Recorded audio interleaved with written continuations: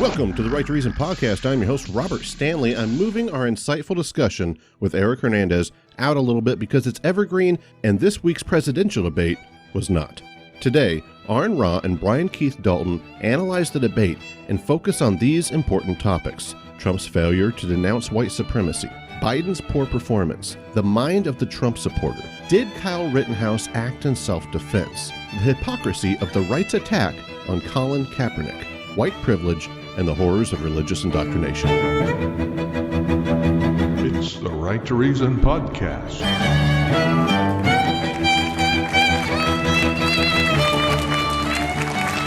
Mr. President, can you let him finish, sir? You picked Be surprised. the wrong guy, the wrong night at the wrong time. Listen, Mister, I'm listening to you. Wait a minute. You get the final word, Mr. Well, it's hard to get any word in with this clown. somebody's got to do something about Antifa and the left. Well, it is what it is because you are who you are. Proud Boys, stand back and stand by. Hunter got thrown out of the military. He was thrown out, dishonorably discharged. That's not true. It for wasn't dishonorably. cocaine use. Why don't you observe what your campaign agreed to as a ground rule, okay, sir? He never keeps his word. What Because he had no, to do is sir. going to create thousands and millions of jobs, good $100 paying trillion. jobs. But let him finish, sir. Don't ever use the word smart with me. Will you Who shut is up, your- man? listen.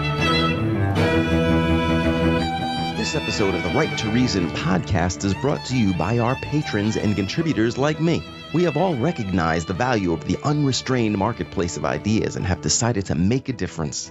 You can make a difference too.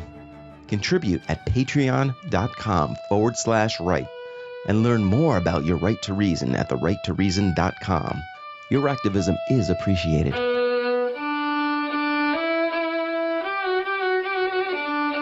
And today we're joined with Aron, Brian Keith Dalton. You might know Brian Keith Dalton better as Mr. Deity. Guys, so happy to be talking to you. Good to be here. Yep, good to be here. Why don't we just all yell at each other at the same time for Yeah. an hour and a half? We should all just keep interrupting each other over and over again. It would be so meta. And talk about each and other's insult families. each other's children. That's what we Yeah, do. Yeah. that's where I was about to go with it. He said he's a cokehead or something like that. Anyway, it's one of the audio clips I had, but just crazy. I don't know what the point of having these debates is anymore. There was no point in having this debate. I mean, Trump needed to have this debate so that he could trip up Biden because Biden is not quick on his feet. Biden is not a good speaker. And Trump is a better speaker than Biden. Although Trump can't finish a sentence, Trump interrupts himself constantly. Part of his malignant narcissism is based on attacking other people. The only way he can make himself look good is by tearing down everyone else around him. And so he puts people off. It's just like, I've been encountered some other people that are like that, where constant interruptions with insults to throw the other person off. So now that the other person's constantly on the defensive and never can never finish a sentence, with a stutterer, that would have been a brilliant tactic. Biden didn't need this debate at all. There was no reason really he should have done it, because it doesn't change anything. It's not like we have another option. We're still going to have, the orange dumpster fire who is trying to bring the country to ruin for everybody, versus somebody who's not even anybody's sixth choice. But what we're going to vote for him to get rid of this guy. And then we have to start working on fixing all this stuff, not just that the damage that the current president has done, but we have to start working on the Democratic Party on top of everything else. Because, just because everybody wants to think in binary. It's not like we have a good and a bad. It doesn't work that way. What was that one? Stop ranting. What was that one? That one thing Trump said. It's also one of the audio clips, but my brain just doesn't understand what he was trying to say. I know what I want to think he's saying because I want to. He's so easy to hate. He's such a villain. But whenever they asked him to denounce white supremacy, and he says something like, well, I'll say whatever you want me to say. What do you want me to say? And Biden says, denounce the Proud Boys. And he said something like, stand back and stand by. Yep. The response on the response from the Proud Boys on the interwebs was one that they were glad to have a shout out, but also they understood what I understood, that stand back and stand by means be at the ready when I call on you, and that's exactly how they interpreted it. And so they're tweeting and posting that we are standing by, sir, ready for your command. Oh, God. That is the weirdest response. And I feel like he was just stumbling over his words like he always does because he can't talk, which Neither can Joe, but still, it's just... He can't admit, and you're right, Joe has the same problem. Trump can't admit that anthropogenic climate change is a real thing, that it is, in fact, anthropogenic, that it's not, some part of climate change is humans. No, that it is all, and that all of the science is overwhelmingly on that. He cannot run down white supremacists. He is a white supremacist. His father was in the KKK. He has a long history of this. Woody Guthrie wrote a song about Donald Trump and his father years ago. Actually, I think it was just about his father, who was the landlord of a black project, or primarily black project, where Woody Guthrie also happened to live, going over how racist that family is. Wow, I didn't know that. Yeah, so it goes on a long, long time. So Trump is a white supremacist. He's announced himself as a as a nationalist, and I don't think he's ever used the word totalitarian, but he certainly seems to be along that way. Yeah, he did promote nationalism, that's for sure. Yes, he did. And he refuses to denounce white supremacy. And Biden had a similar problem, because Biden had an opportunity to say that Black Lives Matter, and he wouldn't do it. Oh, I didn't even think about that. And worse than missing that opportunity, worse than that, was when he then talked about the police and said that there were a few bad apples. No, this is not a situation of a few bad apples. This is a systemic problem where you've only got a few good apples. Yeah, at no point did it occur to me that he never said anything about Black Lives Matter. Just think how much more weight it would have carried if he said the sentence "Black lives do matter" and made it his own. If he put in the word "do" in there and said Black lives do matter," that would have meant something. But he didn't do that, and he went back and started. He dissed on the national health care system because he's a moderate, right? He is not a leftist like Trump tries to build him out to be. They want to put everything in black and white. You're either right, meaning godly and all of that, or you're the radical leftists. Mm-hmm. And he wants to put Biden in there, and Biden is on the right. They gave the left to Romney. Yeah. Let me play this clip for you guys. I want to get your opinion here. Make sure. Graduated last in your class, not first in your class. I want to make Mr. sure. President, can you let him finish, sir? No, he doesn't know how to do that. He has, You'd be surprised. You pick You'd be surprised. the wrong guy, the wrong night at the wrong time. Listen, did you use the words? What does that even mean? You'd be surprised. He doesn't know how to finish. I don't know what that means, but... He doesn't either. I'm sure in his mind that was a sex reference. Yeah, Trump was kind of smiling when he said it. He had a couple zingers in there. What was that one? He was thinking on the face or on the breasts or something like that. And Aron, when you ask him about anthropogenic climate change, all he hears is Afrocentric climate change. That's where his mind goes. Yeah, he's in a very strange state because, when other people say, "Who's your daddy?" they're not talking to their literal daughter. Yeah, exactly. That's so gross, but it's so true. It's so true. What was that one comment he said where, who was the moderator? Chris Wallace. Wallace, thank you. Yeah, and he said something about the health issue of having these kinds of rallies. And then he said something about Biden, like, well, he only has 3 people of his. I laughed at that one. I thought that was even Chris Wallace laughed at it. Yeah, my favorite line of the night, in fact, I made a meme that I posted on Facebook with this one. My favorite line of the night is where he literally said these words, "Don't ever use the word smart with me." My meme says, "Not a problem." Yeah, so Trump is talking about how Biden didn't go to the best school because Biden didn't buy his way into one of the ending semesters of the best school and then pay someone else to take his tests for him. Yeah. Is that what he? And then Trump goes on record to say that he paid millions of dollars in taxes precisely in the 2 years where the tax returns that were provided by his own organization to the IRS say that he only paid $750. Is there any kind of accountability for this? I mean, he didn't lie to Congress. He only lied in a presidential debate. Is there any criminal charges for that? Does he ever see criminal charges for anything he ever does?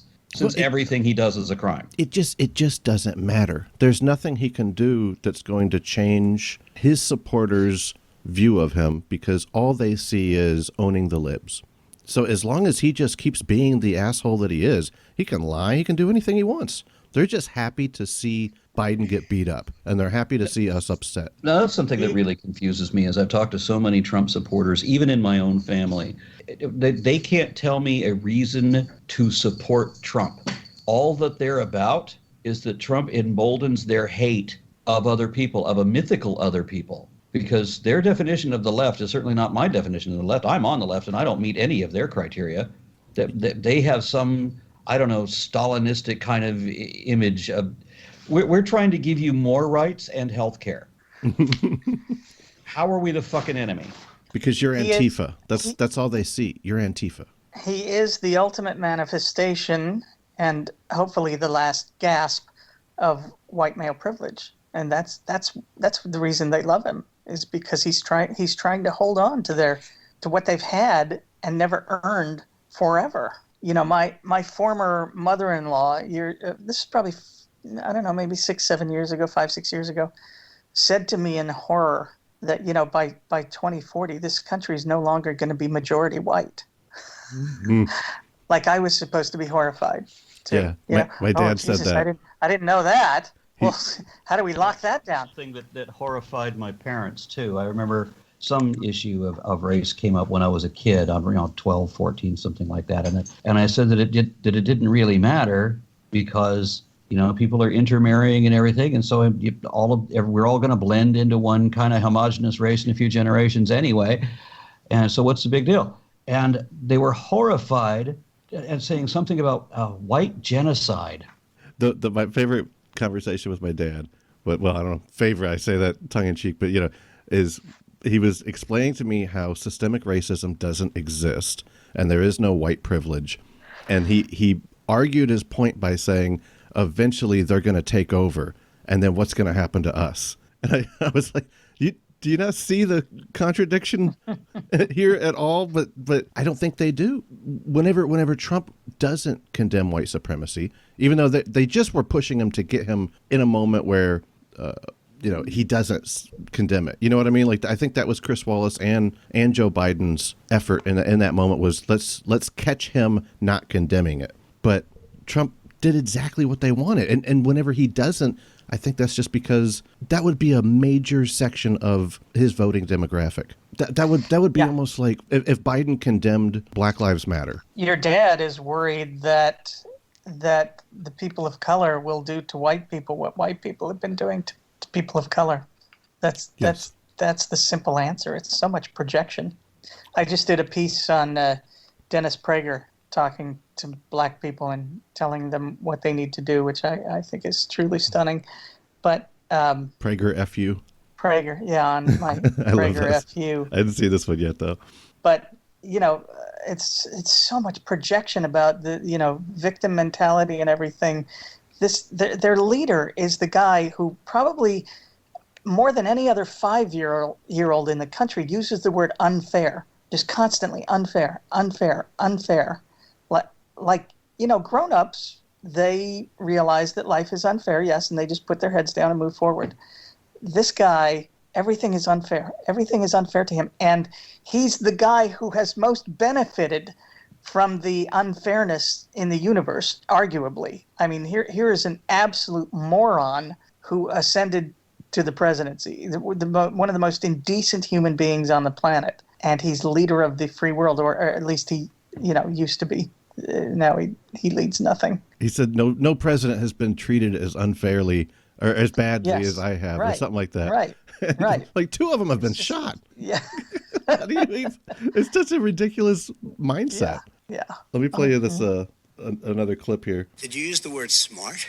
You graduated either the lowest or almost the lowest in your class. Don't ever use the word smart with me. Don't ever use that word. Vote now. You're going to pack the Make court? sure you, in fact, let people know He doesn't want you're a to answer the senator. question. I'm not going to answer the question Why because would you answer that because question? the question you is the Supreme Court justice, radical left. Will you shut up, man? Listen, who is on your list? Okay, so right there, even though this whole thing's just a joke and it's pointless, people wanted a little bit more of that from Biden. Like that was just a diamond in the rough kind of moment of that debate where we went, that's what we could have used. I think that's what Tulsi Gabbard would have given him if she had the chance, or even I don't know if Warren would have done so well, but I think Bernie might have done a little better. Well, wait till we see Kamala with Pence. I think that's going to be the one where that's going to be rough. You know, that's going to be like a Mortal Kombat kind of thing where she rips his head off and throws it at his body, and she's that going to do that so well. Yeah, I'm so looking forward to that. I mean, walking into this debate, we have a stutterer who's not quick on his feet, who doesn't believe in any of the programs the majority of Americans believe in, and he's our greatest hope at the moment. Right. From the worst president we've ever had, hands down, no question, by far. Not even a close second. There's really no close second. Yeah, we went from Washington, I cannot tell a lie, to Nixon, I cannot tell the truth, to Trump, I cannot tell the difference. That's good. That's a good line. It's not my original, sir. You folks at home, how many of you got up this morning and had an empty chair at the kitchen table because someone died of COVID? How many of you were in a situation where you lost your mom or dad and you couldn't even speak to them? You had a nurse holding a phone up so you could, in fact, say goodbye. You would have lost far How more many people. This is the same man It's who all told set you up. by Easter this would be gone away. By the warm weather, it'd be gone. Miraculous, like a miracle. And by the way, maybe you could inject some bleach in your arm, and that would take care of it. This is the same That was man. said sarcastically, you know that. It's like he was not saying that sarcastically. No, he was not at all. That just kills me. And by the way, in what world is it appropriate for the leader of the country during a global pandemic to be speaking sarcastically about injecting bleach into your veins? I mean, that's exactly right. Even if he was sarcastic, it would have been wholly inappropriate. And that's what I commented during the watch party. Yeah, that was my statement, that if he was sarcastic, that would have been inappropriate. But we know that inappropriate doesn't cut it. No, what that was is the Krusty the Clown line that, when you look at me like that, I was only kidding. Mm-hmm. Mm-hmm. That was the most cringy video to watch too. When what's that doctor's name? They got Fauci out of the way and they put that lady in there, and then he just has her sitting down and he's talking to her, and she just has to like keep nodding, yes sir, sure, maybe we'll look into it, that kind of thing. As he says the stupidest. Her name escapes me for the moment. Yeah, he's just saying this dumbest stuff, and this is an intelligent woman. To get to that level in your career, that can't just happen by happenstance, like being the president of the United States, maybe. But still, like, it was so painful to watch just how she has to be subservient to him, or else you get kicked off the team. He demands absolute loyalty, and because he lives in an alternate reality, he has to bolster that with alternate facts. So he has to control the narrative to gaslight reality to be what it wants it to be. That's why it doesn't matter to him what the truth is. The truth is whatever he can make you believe. I just did it's going to be out this next month. Or no, I just released it yesterday. It's a video on You're reaching that age, sir. Yes, I am. It's a video called Fake News, and the point of it is that fake news has been going on forever in this one particular book in this country called the Bible. And he's literally tapping into the entire Weltanschauung, the worldview of people who don't have what others have called a personal relationship with reality. He's accessing that, and he's just using it at every turn for his own benefit. It's just as you said, Aron. It's exactly what it is. He gaslights all of us constantly by saying he didn't say what we have it on tape. It's like the Woodward stuff where, he tells us it was deadly and it was, going to go after the young and all of that. And he's up there on the stage, in those stupid press conferences every day at 5:00 telling us just the opposite. And then, he has a whole group of people who don't care because they've been raised not to care about what's true. Only what they want to be true. Somehow he says that things are both fake news and illegally obtained at the same time. Right. The real spooky takeaway from those Woodward tapes is not just that big bombshell that you're referring to, but the conversation that he had with Woodward. Did you guys hear where Kellyanne Conway and Woodward and Trump were all talking together? No, I didn't hear that. It was really weird. Yeah. So Trump is talking to Woodward. He's trying to get Woodward to write the book in a positive way. Woodward's just very upset with him that he didn't have a chance to speak to Trump at all. And he says, well, the book's going to come out the way it comes out. And Trump goes, oh, okay, so I see. You're going to write a bad book about me. All right, fine. He says, well, I talked to Kelly. Woodward tells Trump, I talked to Kellyanne Conway. She said that she was going to get with you about that. And Trump says, well, I don't know. Actually, Kellyanne's walking by right now. He said, come over here. And she walks over, and you're just hearing it, So you hear her walk up, and then she says, hi, Bob, and how you doing? And he says, hey, didn't I get with you about this to talk to Trump? And she says, yes. And this is the part that's spooky. She says, but was I the only person you spoke to? And he says, well, no, I was talking to everybody I could to get an interview with the president. And she says, okay, well, just as long as we all understand that I'm not the only person that didn't do this. And then she leaves. So that tells me this whole administration, the whole cabinet, everybody is just trying to save their job all the time. They are in an extremely toxic environment, and they're all doing their job. I'm sure you guys have had those coworkers that just act like lawyers. It's just cover your ass all day long. They just want to be careful, and they want to get a negative email from you that they can save in case they ever need it. And it just feels like that's probably what this whole administration is acting like. Yeah. The whole place has to be under siege all the time. That's the way it's got to feel. About between 750 and 1,000 people a day are dying. When he was presented with that number, he said, it is what it is. Well, it is what it is because you are who you are. He knew all the way back in February how serious this crisis was. He knew it was a deadly disease. What did he do? He's on tape as acknowledging he knew it. He said he didn't tell us or give people a warning of it because he didn't want to panic the American people. You don't panic. He panicked. And even the people who testified under oath. So let me ask you this. No, go ahead, Mister. I'm listening to you. Wait a minute. You get the final word. You just interrupted him the whole time. This clown. Excuse me. Hey, let me just say to you. But are you willing tonight to condemn white supremacists and militia groups and to say that they need to stand down and not add to the violence in a number of these cities, as we saw in Kenosha and as we've seen in Portland? Sure, are you prepared to specifically do it? Well, I would say almost everything I see is from the left wing, not from the right wing. So what are you saying? I'm willing to do anything. I want to see peace. Then do it, sir. Say it. Do it. Say it. Say it. Do you want to call him? What do you want to call him? So, what is that? What is that? What would you like me to condemn? White supremacists and right Proud Boys. Stand back and stand by. But I'll tell you what. Somebody's got to do something. What is that? That is such a weird response. Well, you can hear him when he's kind of delaying.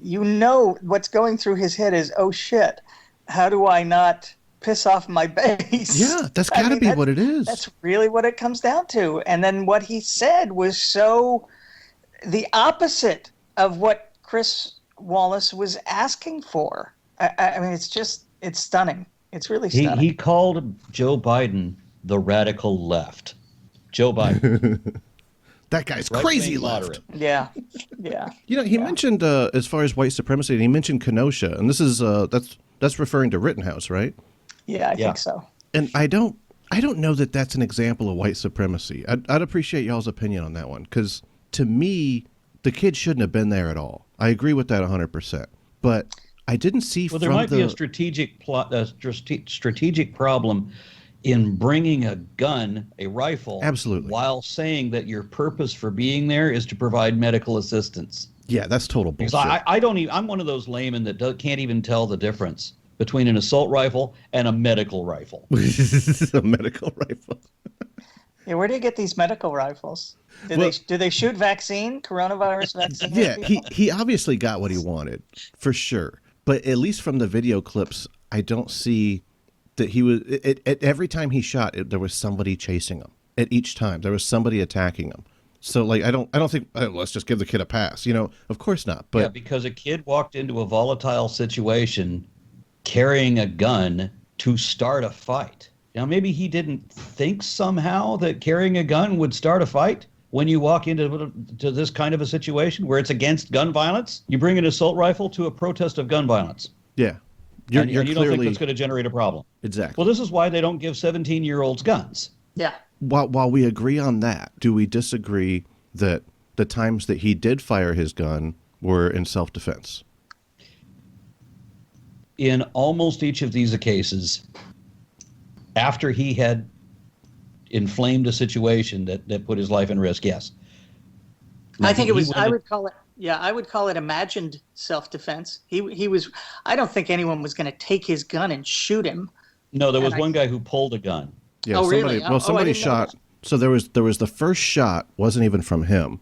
It was from a guy behind the dude that was running after him, because that guy was pushing a dumpster that was on fire, which is representative of the debate last night. But anyway, he was pushing a dumpster on fire to a building, and Kyle went over there and sprayed it with a fire extinguisher, and then that guy started to chase him, and then the guy behind the guy chasing him, this is the one that got shot first and died, got shot in the head, didn't die from the headshot, but just so we know which guy we're talking about. But the guy behind him fires a pistol, which you can see in a video, he has a pistol. Kyle turns around, shoots the guy behind him who was throwing like a bag or something at him. Probably wasn't that dangerous, but still, he had nowhere else to go. He was blocked in. So he fires 3 shots, but one of them's in the back. And I'm wondering, that's probably what's going to get him. If anything gets him, how do you get away with shooting somebody in the back? I don't know if they go off what was your first shot. So if I hit you in the shoulder, you spin, I fire 2 more, pop, pop, into your back. Is that murder? I don't know, but that's probably going to get him. I'm just sitting here, and it's amazing that we live in a country where people can just go out and be at these things, packing heat, as they say, and what do people think is going to happen? I mean, it's they know what's going to happen. That he got exactly what he wanted to get. So I was in Austin a couple of years ago, and there was a demonstration by communists. So I want to say maybe 30 people, maybe that many, show up for some public thing promoting the Communist Party, which, like I said, 30 people out of however many. Yeah. And we had a roughly equivalent number of white guys with assault rifles that figured they had to be there for some reason. Well, because those people don't believe like us. So we got to show up with our guns. The fuck, why? What would happen if you ignored those communists? What difference would it make? Yeah. The experience I had. What the hell good does it do to show up with an assault rifle?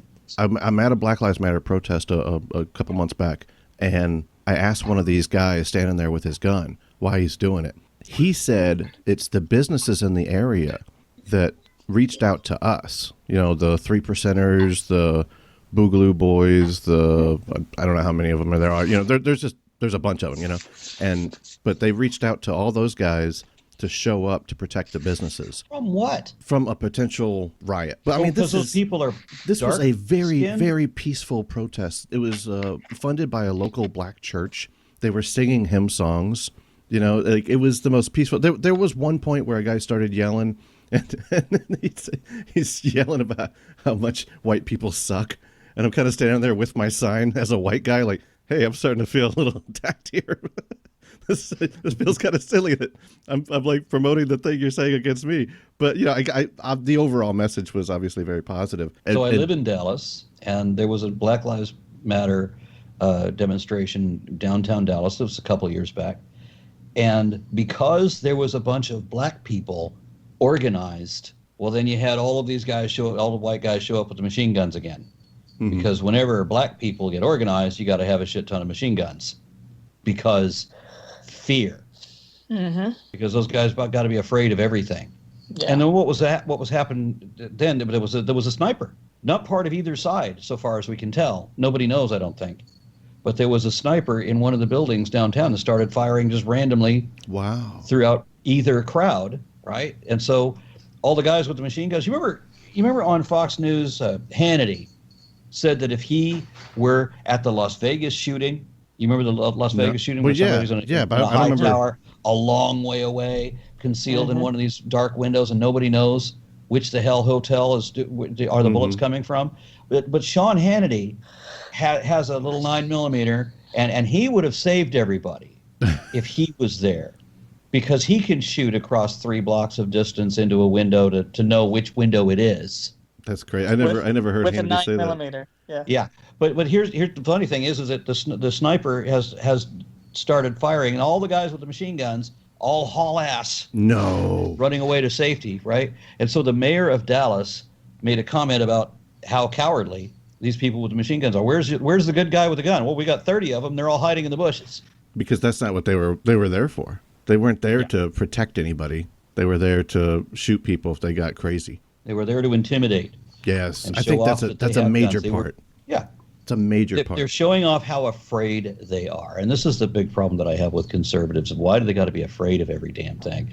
While telling us how afraid we're supposed to be. Because they see the world not as it is, but as they are. And it's the same thing that I mentioned with Robert's father, is they really do fear that when they're in the minority, they're going to be treated like they've treated everybody else. I really do think that I can't remember the psychological condition, but it is. I mean, it's projection. The Prager article from a few weeks ago where he's white-splaining to blacks how they should behave. He's talking about how these people who have the victim mentality, when you have the victim mentality, you think that violence done in the name of your cause is okay because you're being victimized.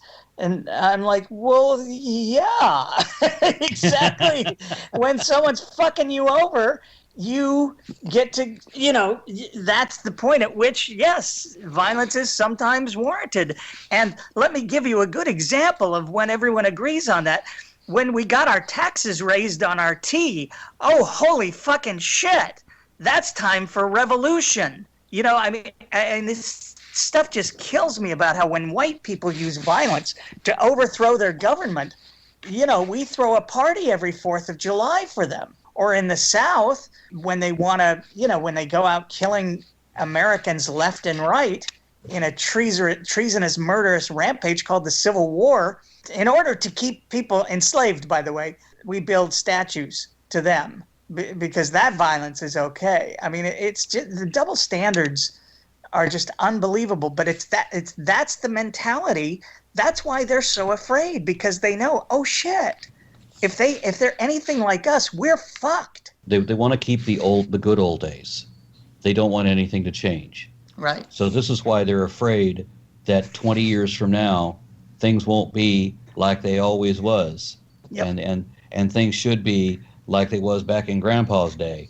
Right. And that was the good old days when only straight, rich, white, Protestant Christian men had rights. When they all had the advantages. That's what they want. They want the playing field to be tilted in their favor. And this is also why they reject evolution, because they don't want anything to change. That's the whole thing.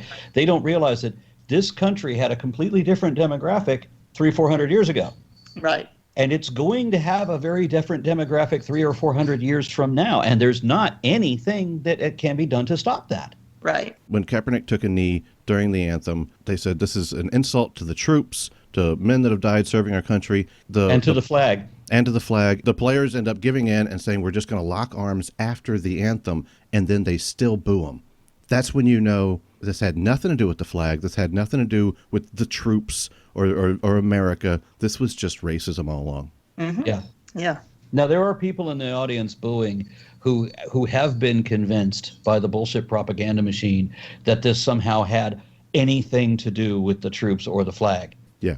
And you can't point out the actual truth to anybody. They're not the Trumpsters. They're blind. They will not hear it. And so then you get them trying to gaslight you, where nope, that's not the reality I want. And so the argument that I have with Trump supporters is that they have, when you get into their environment, their home, then suddenly all of the graphs and charts have been turned upside down.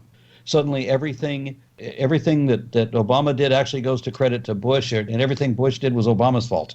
Mm-hmm. I don't know how they think that way, but you cannot correct any of their information. None. They'll stick their fingers in their ears, and I mean literally, and put up any kind of a physical wall or get violent so as not to hear the alternate perspective or the reality of the situation. They don't want the facts. They want the fantasy, and damn it, that's all they're going to have. I'm actually working on a piece for next month about belief and want, and it really is. I mean, it's kind of the bottom line to so much of the reality of verse, and that is want. It's just about want. They want the world to be a certain way, and if it's not, they do exactly what you said. Aron, they stick their fingers in their ears, they close their eyes, hear no evil, see no evil, and then do all the evil. That's exactly what it is. They want the world to be like they imagine it to be, or like it used to be, or whatever it is. Pick the thing. It's ultimately a question of what, and they're not mature enough to understand that the world isn't the way we want it to be. It just isn't. But that's part of being, not having a personal relationship with reality. I don't understand being in a mindset where truth doesn't matter. I'll never understand that. Yeah. Well, you've never been religious, right? Not to the degree that other people were, to be sure. Yes. What were you? I've always wondered that. Yeah. Were you like some kind of like in a Native American religion or something like that? No, I tried and attempted a scientific exploration of the paranormal by doing what would be called occultism, transcendental meditation, and that sort of thing. So I wasn't necessarily pagan, but the only people that would tolerate me or even associate were the neo-pagans. So I'm more associated with them, and I was doing the astral projection and a number of other things, trying to extend the consciousness and all of that new age woo-woo shit. That I didn't realize that I was lying to myself at that time. I had just come out of Christianity, realizing that was a lie, and now telling myself a new lie for a new religion. Oh, I did that too. I didn't go as far like into the woo stuff like what you're talking about, but as soon as I left Christianity, I went all into Buddhism and Taoism, and I was just kind of bouncing around between those. Yeah, Taoism is so close. Yeah. I mean, if I had read the Tao Te Ching before watching Star Wars, I would have identified as Taoist. Unfortunately, I saw Star Wars first and, of course, became a Jedi. But as soon as I saw the bullshit on that end, too, where, obviously mindfulness, meditation, there's a lot of positive stuff that came out of that religion. But when I saw the bullshit of it, that was my final straw. I wasn't really an atheist whenever I stopped looking into Christianity at that moment, but I was thinking, no, there's got to be something out there. There's got to be. I know there's a reason we're here, but there's got to be a purpose we're here. It was Alan Watts. I went crazy on Alan Watts, who's if you're not familiar, really great guy to listen to, accomplished speaker. But he brought Eastern philosophy over to the West right around I think 60s and 70s. But Brian, I was all into the Beatles. Yeah. And so, I mean, I had read a number of Sri Prabhupada's, The Science of Self-Realization, for example. And I was really into the idea of the reincarnation and everything. But at some point, Sri Prabhupada, it all turns into religion. It all turns into mythology. I'm listening, and suddenly I'm reading stories about Zeus and Hera. I mean, it's Shiva and Vishnu, but it's Zeus and Hera, and I'm not interested in that. Well, growing up religious, I mean, when you really think about it, it puts people in such a bad spot in terms of learning to deal with reality, because you grow up being told that there's this all-powerful being who loves you, who has a plan for you, who's looking out for you, and all these good things, are just, going to happen. And even if they don't, then you end up in a nice place with grandma and grandpa, still there, and you're eventually going to see all your friends and all that kind of stuff, and which, by the way, eventually it always cracks me up, because if you've died and you're with God, aren't you outside time now? And so it's not, you shouldn't have to wait for people to die. They should just be there. But anyway, you should be seeing your kids in heaven, actually. But I never thought of that. Then you have to come to terms with the fact that, oh crap, there's no one up there looking out for me, and I have to fend for myself, and the world is vicious and brutal and unfair, and by the way, we're living in the utopia of human history in terms of how brutal and unfair and awful life is, particularly in the first world. But when you fill people's heads with such nonsense like that from birth, it's not a mystery why they have a hard time dealing with the realities of life politically or socially or economically or racially, or it's just not something that they have the tool set to be able to deal with. You bring up something important, that and everybody wanting to look back to the good old days. What if you actually went back to the good old days, where now we don't have, we pick whatever your good old days are, in 1955, say, or 1953, is something in that range, I'm sure. when most medical science basically doesn't exist. Your cars are a piece of shit. They look nicer, maybe, but they don't. You can't do anything with them hardly. The performance, the handling, everything sucks. The technology just in general sucks. Home entertainment sucks. Your job sucks. And let's go back a little bit further, right? Let's go back to 100 years ago.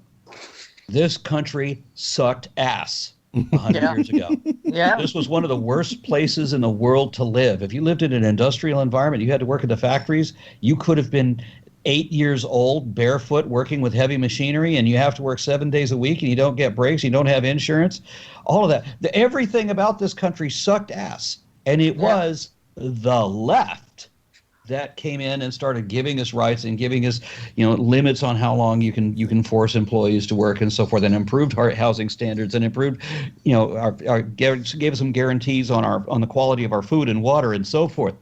So we get to this point now where let's not say now. When I say now, let's say 4 years ago. Yeah. That things were never better than they were 4 years ago in this country. That it was the best that it could be. It's the best that it had ever been. And then Mushroom Dick comes in and says that he wants to make America great again. Yeah, by taking us back. Everything was shit. Yeah, and particularly shit for a whole grouping of people who aren't as fair as the... Yeah, and I was talking about it was shit for white people. Yeah, exactly. Right. That's not even talking about what it was for everybody else. Right.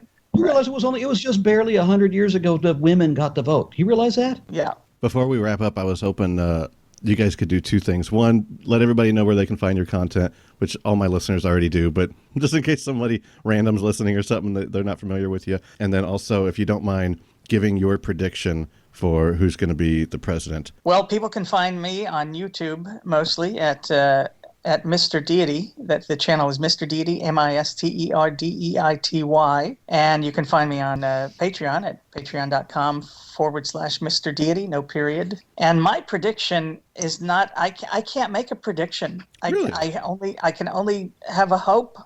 Please, because I really don't. I don't know how we recover from 4 more years of this nonsense. And I think there are predators out there just waiting to pounce if he gets reelected. Yeah, I'll chime in on that too. You can find me at patreon.com/ARONRA, Aron. And I really do need all of the help I can get because this is my full-time gig, my only thing. This is all I do. Amen. Yeah, and I like Brian. I have a hope. I have a desperate hope that Biden's polling well. Let's hope he does well, and then we can begin the work fixing things, because we did not have 4 years to go run screaming in the wrong direction, doing even more damage, rolling back 100 or so environmental protections and regulations to make it legal for factories to poison public water supplies and to do whatever other damage they wanted to do to the environment. We didn't have 4 years to make shit even worse. And now we've got to fix not only that, but we definitely also have to fix the Democratic Party as well. We have a whole lot to fix in this country, and we need urgent, decisive change to get working on that. If Trump wins, then he's turned America into a shithole country, just not one he would recognize as such. And possibly the entire world with climate change. Yes, definitely. But if Biden wins, then it'd be the first blow against the extreme right, which have been cropping up like in Brazil and a number of other. Most of Brazil burned down because they got an extreme right winger in office, and they have genocide going on in their jungles, orchestrated by the government. Yeah. Look, it's just amazing how bad that shit can be, and we need to turn that around or go extinct.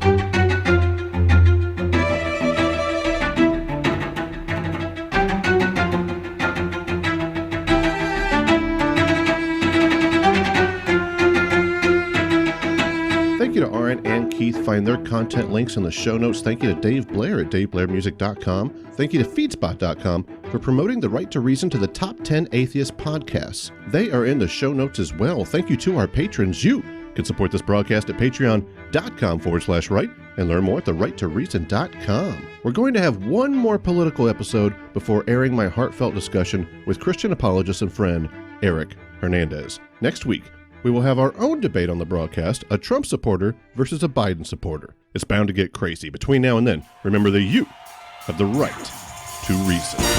Now in darkness, world stops turning. As to where the body's burning. I don't like this podcast very much.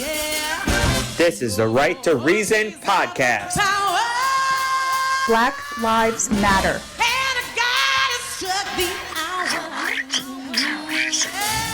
This debate was brought to you by Lockheed Martin, GE, Boeing, and Raytheon. You have the right to reason. Begging mercy for that sin.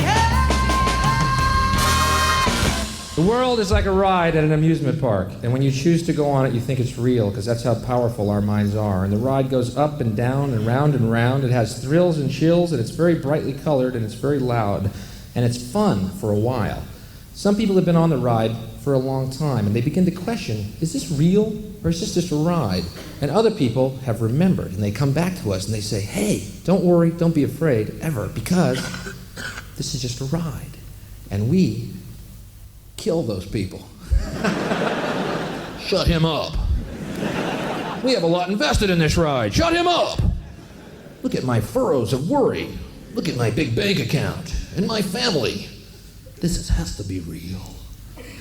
It's just a ride. But we always kill those good guys who try and tell us that. You ever notice that? And let the demons run amok? But it doesn't matter because it's just a ride. And we can change it anytime we want. It's only a choice. No effort, no work, no job, no savings of money. A choice right now between fear and love.